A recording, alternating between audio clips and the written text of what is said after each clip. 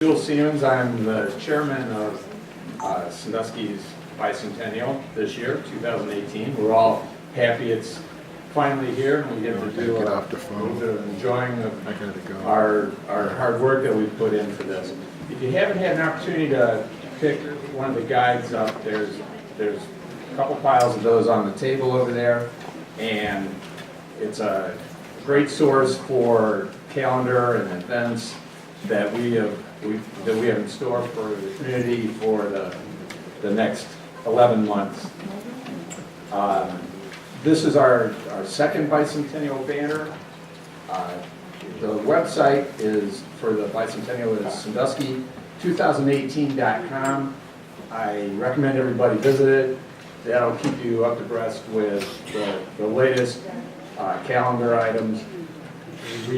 Some of the larger events that we're having are the Bicentennial Ball, which unfortunately is currently sold out.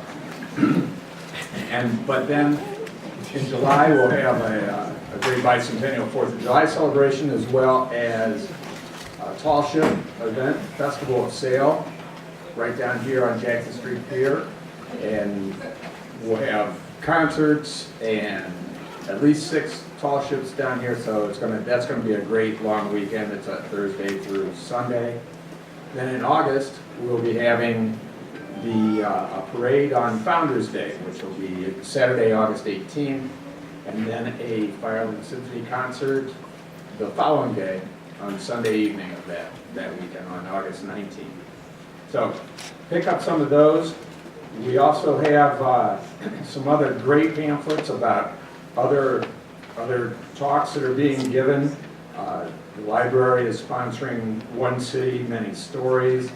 They've already had some good speakers. And also this pamphlet, and this is also Sandusky Library and the Ohio Humanities Council on legacy of race and ethnicity in Ohio. So if you're interested, please pick those up over there. So without any further ado, I'd like to introduce the program this evening. Darryl Murphy was the first president of the NAACP, and he's been a lifelong fan and longtime resident of Sandusky. And he'll be interviewing these two distinguished folks up here, Reverend Thomas Darden, Sandusky's first black ex officio mayor, and Mrs. Dorothy Farrar.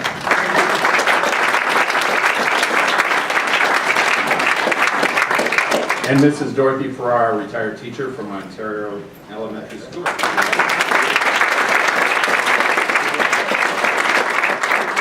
Thank you, Mr. Siemens. And we're just excited. For those who might not know, as you said, I am Darryl Murphy, the first vice president of the Sandusky unit of the NAACP. The president is Mr. James Jackson. So most of you know he's what we call a snowbird. Flies away to Florida in the wintertime. So in his absence, we're carrying on in his stead. But we're excited to partner with the city of Sandusky for the bicentennial celebration. We'd like to thank Mackenzie Springs for helping us in the NAACP on putting on this bicentennial banner, the Black History of Sandusky, Ohio. I think that deserves an applause. So we know that black history is American history. And we do and definitely have a story to tell. And we're just honored to have 2 citizens here of Sandusky, 2 prominent citizens of Sandusky, to tell about their life experiences here in Sandusky, Ohio. And we're fortunate also with Mr. Darden, who left at an age, and we're going to get into that, life experiences in Georgia as well. And we're going to hear from them as well. So first I'd like to introduce Ms. Dorothy Farrar. She was born here in Sandusky in 1921. Yes.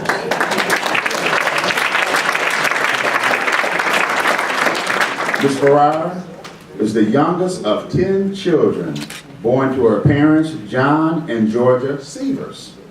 Ms. Farrar attended Osborne School right here in Sandusky, Ohio, and a 1939 graduate of Sandusky High School.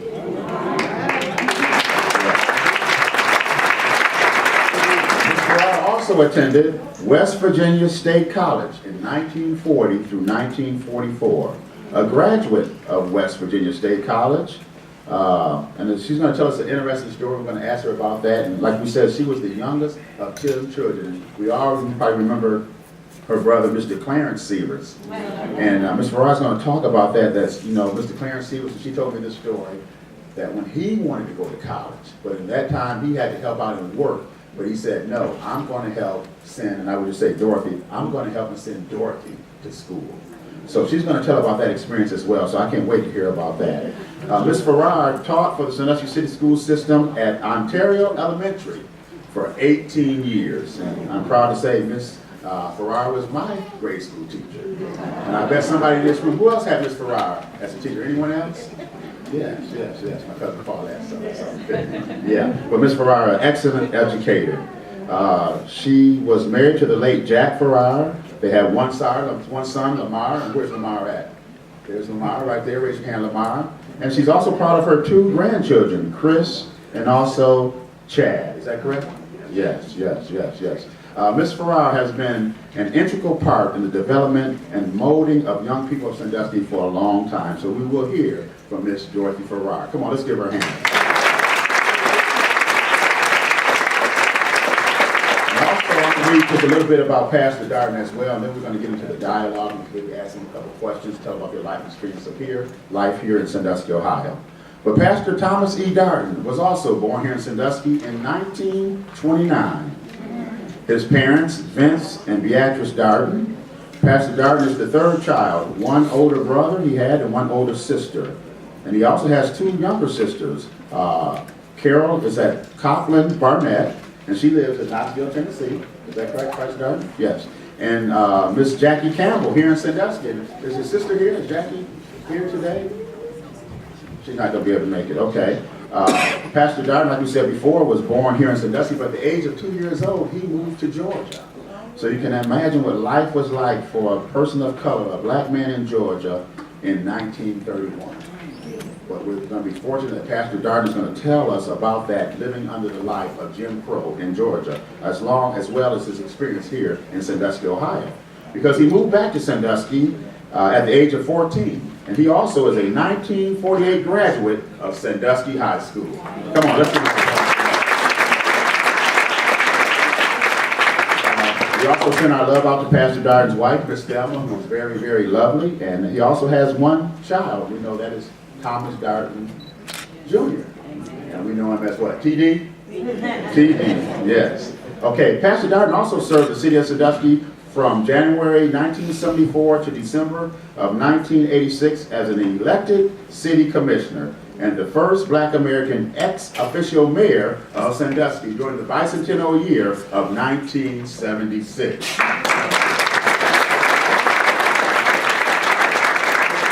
Pastor Darden, we all recognize you as a community building leader and partner. And we are blessed to have you today, and as always, as an example for new community leaders to follow. So we will hear Pastor Darden's story as well. Now we're going to start, just a couple of things before we get ready to start to hear from our distinguished guests. This middle aisle, luckily we're blessed to have Vince, who's going to be reporting for us. So if you can just kind of avoid the center aisle if you have to, but if you do, just kind of duck down low so you can keep the camera on Mrs. Farrar and Mr. Darden. But other than that, we will begin. And then if you want to ask questions, just please raise your hand. I will bring the mic to you. You can ask your question if you have some comments or something for the 2 of us. Please feel free, and we're just going to open it up. Let's go back and forth in a friendly dialogue. Is that okay? All right. First, we're going to hear from Ms. Farrar. We're going to talk to Ms. Farrar, and she's going to tell us about her experiences here. Ms. Farrar, we have the mic for you. So, testing. That's it. Slide. Okay. And Ms. Farrar, will you tell us about your life in, say, when you can remember, maybe the 1930s or the 20s, you were growing up with your parents here in Sandusky, Ohio? Mm-hmm. I lived on the south side of town. There were 4 districts mainly that blacks lived in. I'm not saying all of them lived there, the majority lived there. That was the south side, the east end, Searsville, and Soldiers Home. I lived in the south side, and I entered Osborne School at 6 years of age. There were no preschools, no kindergartens, no cafeterias. And there's a funny thing. When I taught, my children would ask me about when I was little, and I would say, we used to walk from Hayes Avenue. Adams was the high school at that time. I'm sorry.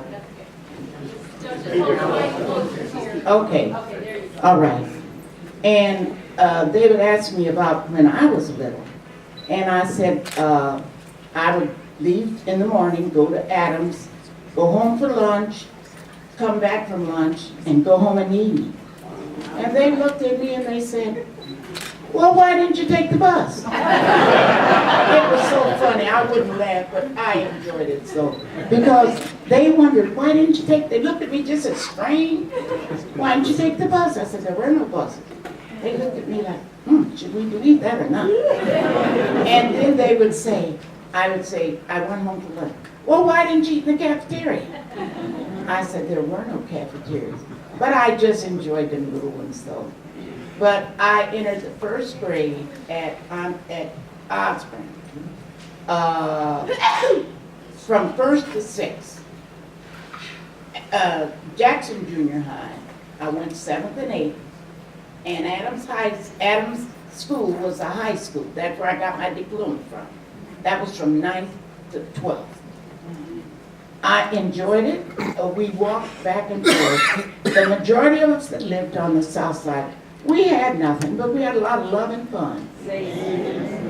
We would walk and be a bunch of us, we'd be laughing and talking. It didn't seem like it was that far from Hayes Avenue up here to Adams School. And I had a wonderful life. I remember when I wanted always to be a teacher, but when I was in high school, I had a counselor. I remember her name, Miss Lehman. And she never encouraged the black students to take college courses or go to a college. But I did anyway.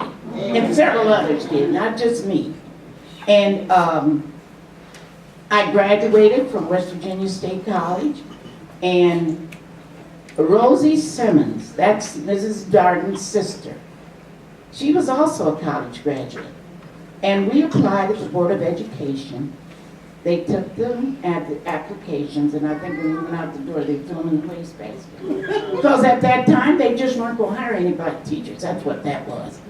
So I went to work at J.C. Penney's. I worked at J.C. Penney's a long time. And finally, my sister was working in the cafeteria at that time. Things got better in Sandusky. They weren't always that way. Things got better, and I got kind of jealous because she would have the whole summer off. And I said, I'm going to find me, I liked working at J.C. Penney, but I said, I'm going to find me a job where I can get the whole summer off. So Mary C. Rice, some of you might know her, she's deceased now. But she was working at Ontario School at the time as a teacher aide. So when I heard that, I asked Mary, I said, when you leave, will you please let me know? So when she left, I went to the Board of Education, and they hired me as a teacher aide. I'd almost forgotten that. They hired me as a teacher aide at Ontario School. And I must have done a fantastic job, because Mr. Pajali, that was my principal. He's deceased now. He was a teacher, and then he encouraged me. He said, Mrs. Farrar, you're doing such a beautiful, I had to go out on the playground with the children, and he said, looking at your record, he said, I don't know why you won't go back and take the few courses, because the way you're controlling the children on the playground, he said, well, you would make a fantastic teacher. I will never forget Mr. Pajali, because he's the one that encouraged me to do this. And I did that. And as soon as I got those, when I went up to apply again, Mr. Blau was the superintendent. And he said, Mrs. Farrar, with your record, I don't know why you haven't been teaching. And I said, they didn't hire black teachers. He said, that's a shame. And he hired me immediately. After I was a teacher aide, and Mr. Pajali put in a plug for me. But he's the one that I will give him all that credit. He encouraged me Well, I went and Mr. Blau hired me. And while I was teaching, I could go to Bowling Green over in Fremont or wherever they were offering the courses, and I could take those courses, which I did. But the thing about it, after I was a teacher, I taught with a lot of beautiful teachers. Right today, they're still in touch with me. And I found out from one of the teachers that she had been teaching on a 2-year degree. And on the only thing with the 2-year degree, they had to continue going to classes until they made 4 years. But the thing about it, I had applied before with a 4-year degree, me and Roland, and they didn't admire us. But I'm not complaining because I've had a good life.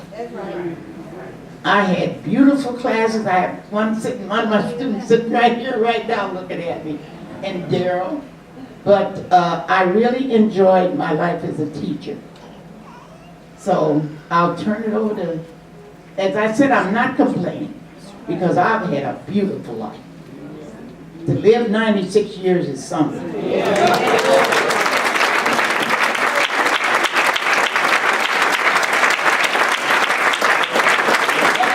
And it's not through my doing either. It's God. God be the glory.